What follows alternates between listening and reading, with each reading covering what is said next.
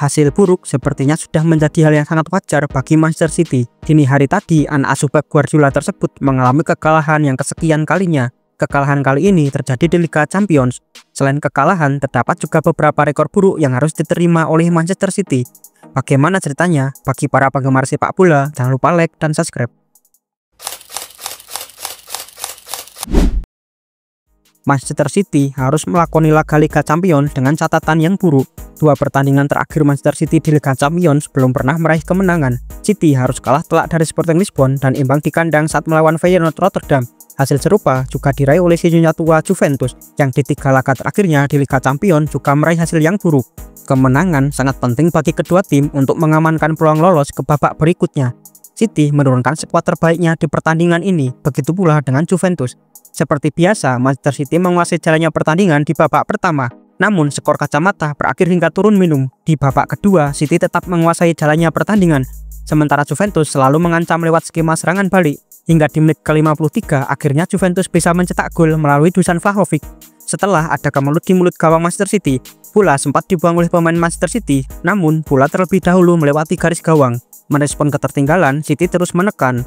Namun, bukan gol yang diraih, justru City kebobolan lagi. Melalui skema serangan balik yang cepat, McKennie berhasil mencetak gol satu cantik di menit ke-75. Gol tersebut menjadi yang terakhir pada laga malam itu. Pertandingan yang berlangsung di Juventus Arena ini akhirnya dimenangkan oleh tuan rumah dengan skor 2-0. Kekalahan dari Juventus menjadi yang ke-7 dalam 10 pertandingan terakhir Manchester City. City di 10 pertandingan terakhir hanya meraih 1 kemenangan, 2 imbang, dan mengalami 7 kekalahan di semua kompetisi. Kekalahan dari Juventus membuat City saat ini duduk di peringkat ke-22 klasemen Liga Champions. City hanya meraih 8 poin, hasil 2 kemenangan, 2 imbang, dan 2 kekalahan. Ini adalah catatan buruk bagi Manchester City. Jika City tidak memperbaiki performanya, City bisa tidak lolos ke babak selanjutnya. Rekor buruk City lainnya adalah sejak awal November, Manchester City telah kebobolan lebih banyak gol di semua kompetisi dibandingkan dengan tim lain yang berada di kompetisi 5 liga teratas di Eropa. The Sky Blues sudah kebobolan sebanyak 21 gol dari 9 pertandingan yang dilaluinya. Situasi seperti ini tidak biasa bagi Manchester City yang selama beberapa tahun terakhir selalu mendominasi Liga Inggris.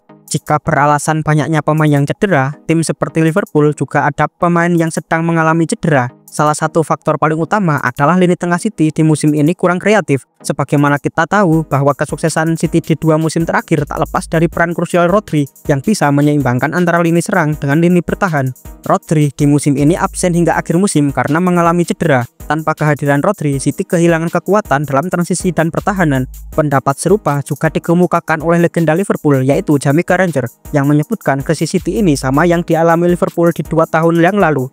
Yang saat itu Liverpool mengalami musim buruk karena lini tengah yang tidak kreatif.